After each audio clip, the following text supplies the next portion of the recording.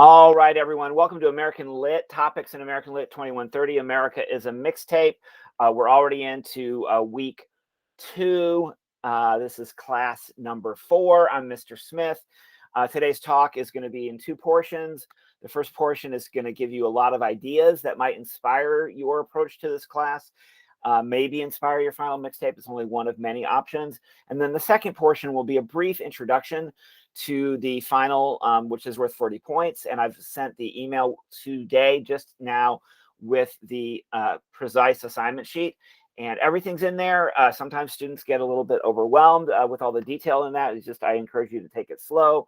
Read it slowly, read it again, and just to plan and plot and scheme and dream from now until it's due all the way at the end of April. And this is giving you the duration of the semester. So while you're at the gym, while you're in other classes, while you're hiking a trail, while you're driving back to Knoxville or Nashville or Chattanooga or wherever you hail from, that you can have something to daydream about this creative project. And then it'll be just the most beautiful thing that you make, because you will have taken a lot of time and care in putting it together. And I can guarantee you, and I'll show you some samples later on from what other students have done in the past. I'll give you samples of things that I've made in response to this assignment, and you'll see how beautiful and fun it actually can be.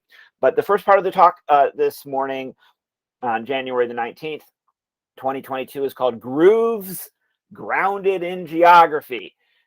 Detroit to Delta, Memphis to Motown. And of course, the grooves are those little grooves in the old records, the old vinyl records that the needle would follow to find out where the music is. And then groove is a more ubiquitous metaphor for how we feel when we're listening to music. And back in the day, back in the hippie times, which my origin story is I'm not from the original hippie times, but I was born into them in 1967, is that we feel groovy. I think Paul Simon, great American songwriter, could end up in your playlist, said something about feeling groovy. So I hope you feel groovy this morning as we walk through this slideshow together. Detroit music. Detroit is this. It was the Paris of the Midwest. It was the Motor City. It was Henry Ford. It was this booming metropolis, and then poor people moved from all over the country. White and black poor people from the South moved there to get the good jobs, as John Sinclair told us the other day. And in the mid 60s and the late 60s, this happened all over America. There was racial strife and racial injustice, much akin to what we experienced in the summer of 2020. And a lot of the rich people and the white people left the city. It was called white flight. But there was born out of the struggle of that city in the 60s was a great music that emerged. First, Motown, which we'll learn a little bit more about later on in the semester. And then a real kind of amazing hard rock emerged out of Motown, out of the same energy for the white folks. The African American community was making Motown, and then of course there was jazz and soul and gospel and funk and all this kind of great stuff, and then later hip hop and electronica. And I don't know enough about Detroit electronica as I wish I did, but it is one of the major centers for electronic music.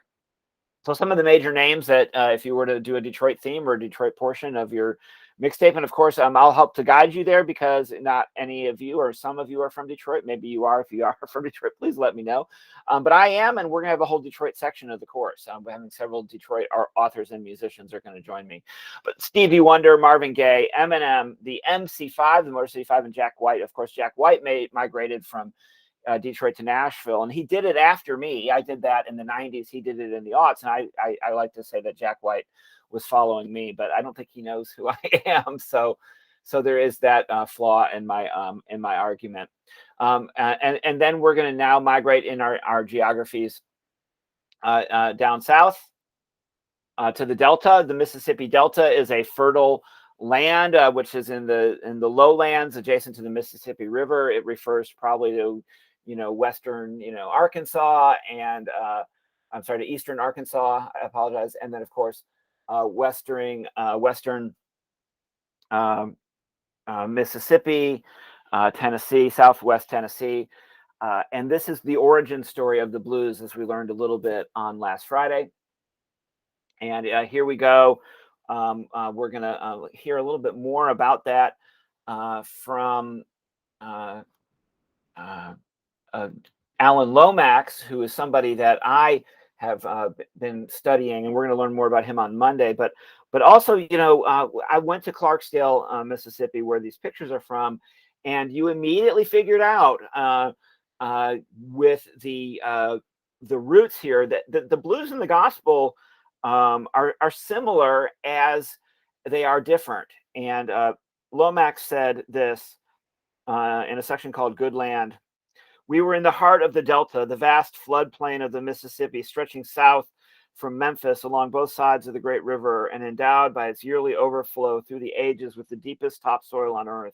This treasure made its white owners not only rich, but arrogant, although their main achievement had been to enslave and exploit the black laborers who actually cleared and tilled the land. The blacks had not only applied their inherited African agricultural skills to the development of the Delta, but had transformed remembered West African music into a new style called the blues, which was now uncoiling in the ear of the whole world.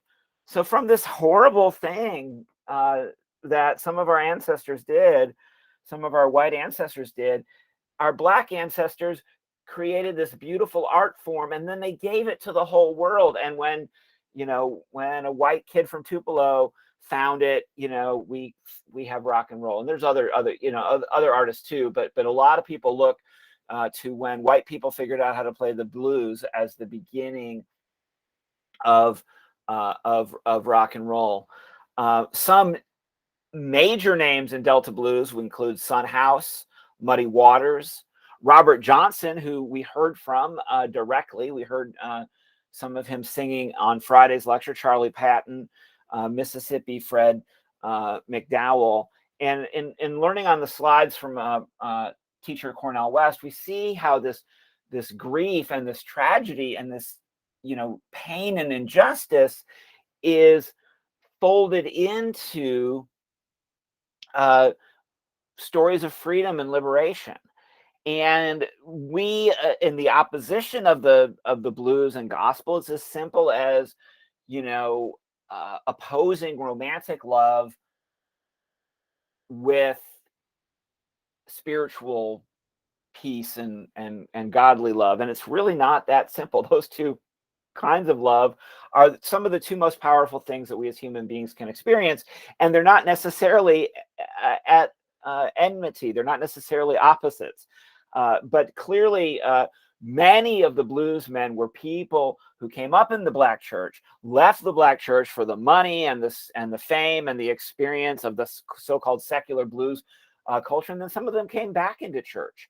Out there in that culture, there was crime, maybe there was violence, maybe there was prostitution, maybe there was drug and alcohol addiction. And as we will learn throughout this course, drug and alcohol addiction is an occupational hazard to people who work in the arts. If you work in a coal mine, you're going to run into some problems. If you watch the great new film series Dope Sick, you see how in our region in the South, hardworking working class people have been afflicted with pill addiction because of a secondary thing that happened because of the pain of working, in tough jobs.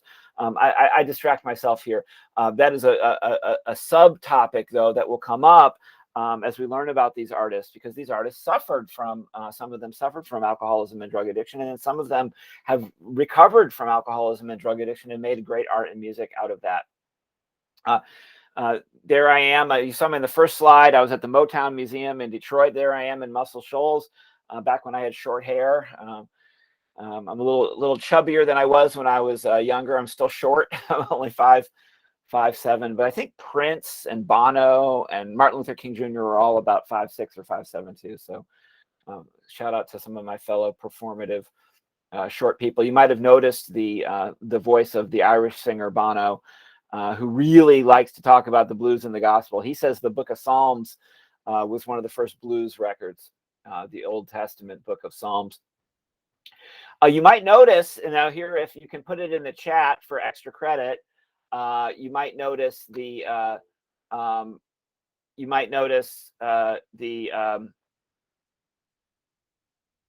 yes, is somebody wanting to ask a question? You can put it in the chat if you will. I don't know if that was an accidental click or not. But I am recording, so I'll ask for you to put your comments in the chat while I'm recording, and then I will answer any questions at the end that you might have. So if you guys check this out, though, a lot of the people that came to Muscle Shoals were not from Muscle Shoals. So there's one artist on here who's a contemporary artist who is from Muscle Shoals and got to writing songs at Fame Studios when he was just a kid. And he's famous for writing a song, a contemporary song that another artist made famous. Some of you said he was your favorite artist on the class survey. If you could put in the chat which contemporary artist is on my list who actually wrote a famous song that you all know and that was made famous by another singer and that also is actually from Muscle Shoals. What about my overlap with Detroit? From Motown to Memphis to Muscle Shoals, what Detroit artists are listed here? A couple of big Detroit artists are listed here on this slide. If you could put the names of the Detroit artists in the chat for extra credit, or the name of the born and raised in Muscle Shoals artist. I'd be curious to see if you guys can pass it. Consider that to be a little bit of a pop quiz. Oh my goodness, there's my spouse and I dressed up in the dress up corner at the Stax Museum of American Soul Music, where you can get your picture made. That was pretty that was a pretty exciting time for us. And the Stax Museum is an amazing place that you guys can go visit if you've never visited it before. Some of the major artists that recorded with Stax out of Memphis listed on this slide. And let's hear what Alan Lomax said about, he begins his book, The Land Where the Blues Began, in Memphis as he's driving into Memphis. Let's see if anybody can relate to this experience, or if anybody's had an experience like this on a Tennessee summer day. Lomax writes, that August afternoon, the thermometer registered 101 in the shade, and the hot wind roaring off the melting tarvia through the windows of my flivver had me singing all the way to Memphis. He was singing all the way to Memphis. I fancied I could smell the Mississippi, which for me is Southern America in a liquid form, signifying fried catfish, roasting ears dipped in butter, and watermelon in the cool of the evening, washed down with corn liquor and accompanied by the blues. The Mississippi River is America, or the South of America, in liquid form, and it's a hot day. It's 100 degrees in the shade, and you are thinking about fried catfish and corn dipped in butter, watermelon, all of it washed down with some liquor, and you're listening to the blues. One of the things you probably recall learning about, but I want you to understand, is that Memphis was a very tense place. It was generally very segregated, and Black community and white community in the segregated South did not always overlap. One place that overlapped was in the civil rights movement, where you had many white folks, sometimes called allies, joining the civil rights movement and marching with Reverend Martin Luther King Jr. in places like Selma and Nashville. And finally, in Memphis, of course, he breathed his last on the balcony of the Lorraine Motel there in Memphis, Tennessee. But another place where integration happened and where walls were breaking down was in the recording studio at Stax Records, where you had employees of the record company that were white, record executives who were white, recording artists who were Black. In some of the bands themselves, you had white and Black artists recording and working together. So I'm now going to switch in to the move here from some of the geographies. Now, you have other geographies that you can write about.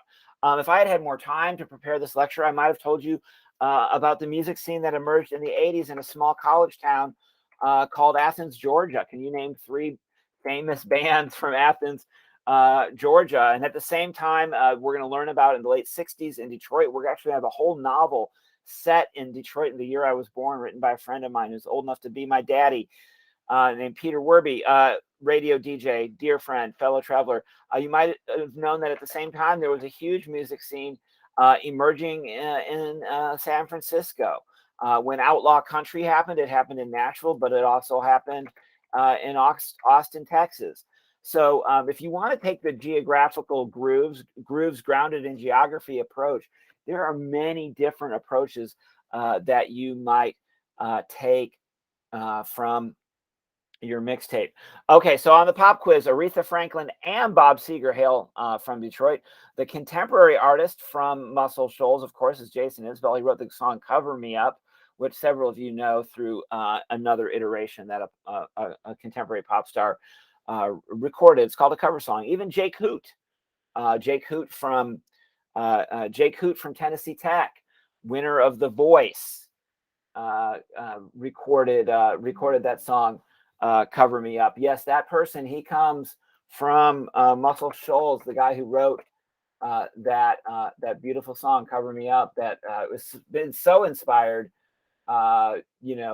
So many other artists to record. I probably at some point, if I remember and I don't forget, I'll be inviting you to the Backdoor Playhouse at Tennessee Tech to see an open mic night there. Maybe even come and perform later in the semester. Maybe when you write a poem. But there's a video. My videos of me reading poetry are not that popular. But you're going to be getting on my YouTube channel anyway to watch re-recordings of these lectures as needed. You can see Jake Hoot performing "Cover Me Up" right before the pandemic in 2020. So your creative final is broken down into a couple of different parts. One is the actual playlist you will make, which I strongly encourage you to make in Spotify, simply because that is the du jour of music sharing playlists today. I know some of you Apple Music people are kicking and screaming, but I really encourage you to use Spotify. Occasionally people have used YouTube. One thing will be compiling the actual playlist, which you'll be able to share with each other and with me. And then you will be making a list of songs. You'll be typing up the list of the songs on that playlist. And then you'll be writing short notes inside of each entry there. Those are sometimes called annotations. And then you'll be making a document. It'll either be a website, like a blog, or like a Wix site or something like that, or you'll make actually a physical paper fanzine. I am much prefer that you make the physical paper fanzine. If I can, without wrecking anything, I'm going to get one off my shelf here to tell you about, if I can put my hands on it.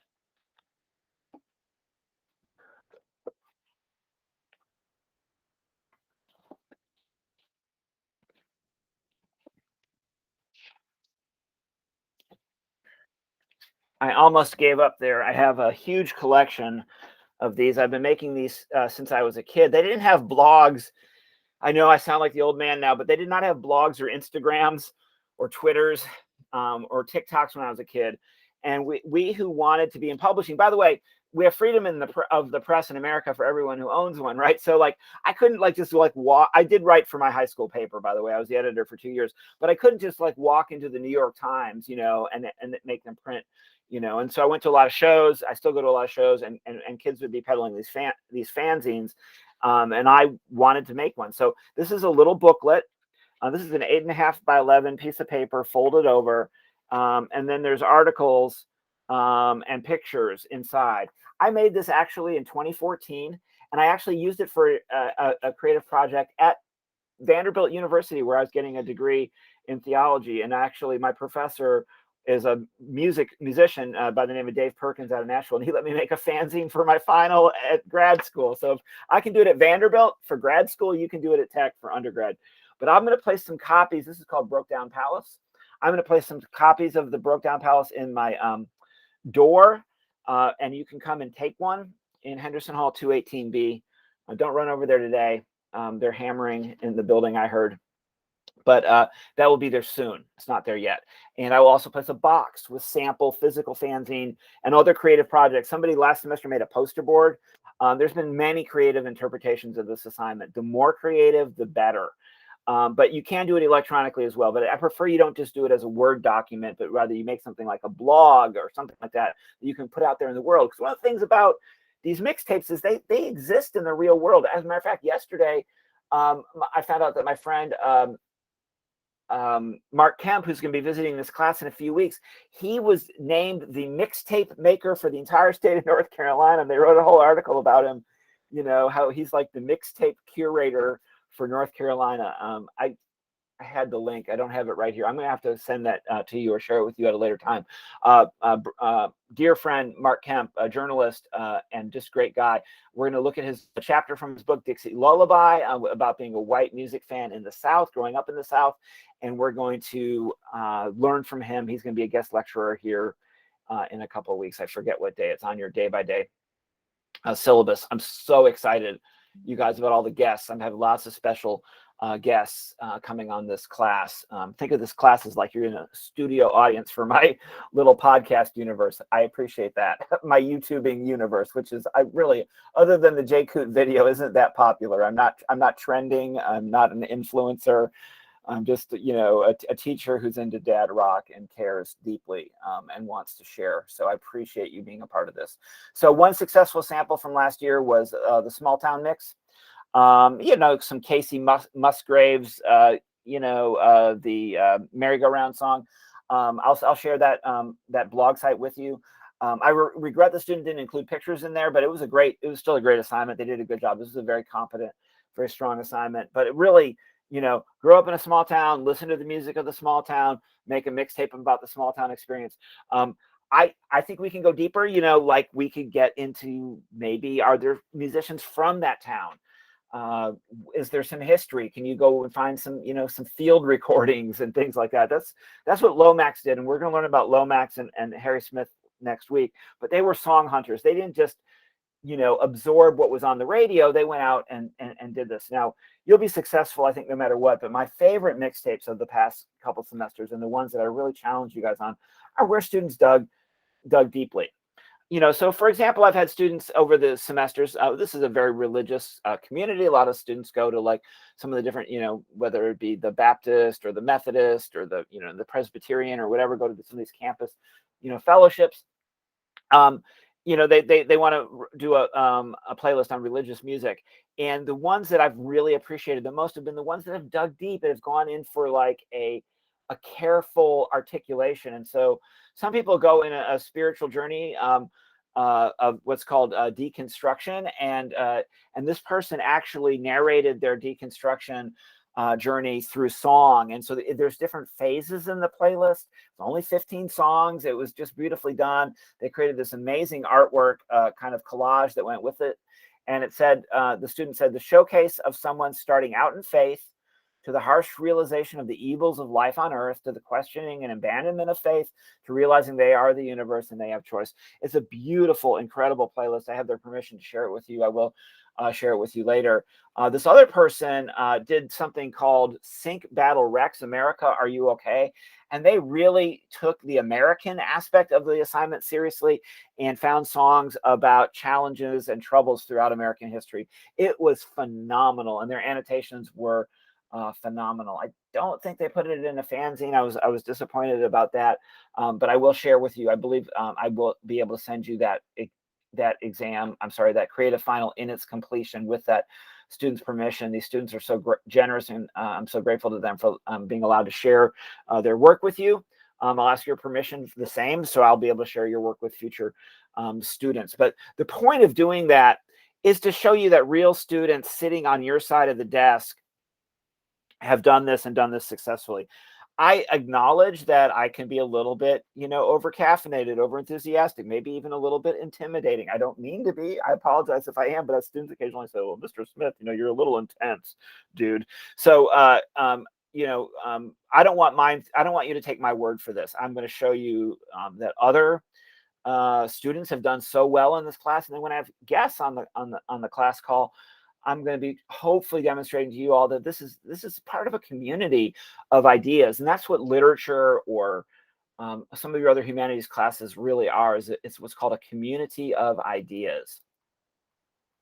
So your mixtape, to summarize, and the assignment sheet is now in your inbox. And these are pictures of actual old-fashioned cassettes that I actually made mixes on back in the day. And I can occasionally go listen to them. I still haven't found the one with the Nancy Griffith 40 Econoline song or the Aaron Neville roadie song. But these are actual mixes. Your mix is going to be 15 to 30 songs. It's going to include an introduction. It's going to include song by song annotations, and extended commentary and artwork. That's what's called the fanzine format. I will be reminding you of this. I've even set aside a whole week right before for voluntary consultations and conferences. But I do ask for you all to get it approved, your topic approved by me before you do the project. So we have a little bit of a feedback, because some people, bless their hearts, and I appreciate them for saying this, but they're like, Mr. Smith, I know it's America. I'm going to do my playlist on freedom and America. And I'm fine with that, because these are both great things. I sound like I'm being a little bit cynical or a little bit contrary, and I apologize for that. But what I wanted them to do, and that some of them were more successful than others, was to take a deeper dive in that, and to drill it down and to narrow it down and to find some anchor, some place to put your cleats in the soil, some place to put a stake in the ground, some place to plant your flag of American mixology, to where you will really become a part of research, and not just, years ago, before the mixtape became an assignment, students started giving me CDs, mixed CDs at the end of the semester, which is a glorious blessing.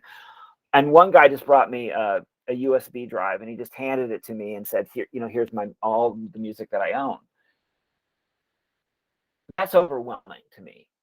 I probably never listened to it. I got a free USB drive out of it. I want you to take that, and I want you to cull from that. I want you to separate the wheat from the chaff. I want you to prune and to listen to songs in order, and practice listening to your mixtape and how it sounds in order, and then start thinking about what songs go with what songs, and then go and find some new material to go with it. Pro tip: the algorithm, I don't know what it is, but I apologize for this. I'm not getting paid for this. I am addicted to Spotify, and they will suggest stuff to me. And I know there's not a human being being like, "Yo, brofessor, listen to this song." But the machine, the brain, the inner brain of Spotify is giving me suggestions. And some of them are really good. So maybe you get a rough draft of your playlist going, with just a couple of songs, and then you'll find more. One time back in the early days of Teacher on the Radio, my radio show that I do on 88.5 FM on Saturday, some Saturdays. I'm not doing one this Saturday, celebrating my wedding anniversary. I will have, I'll say all the songs that have just this one word in the title. And so only songs that have this particular word in the title. And then, again, the algorithm will help you find your way. I mean, I just can't tell you how much fun, if you let yourself have it, how much fun you can have with this assignment. I'm going to pause. I'll try to pause the recording. I know in another class last week, I said I was stopping and I didn't, but I'm going to try to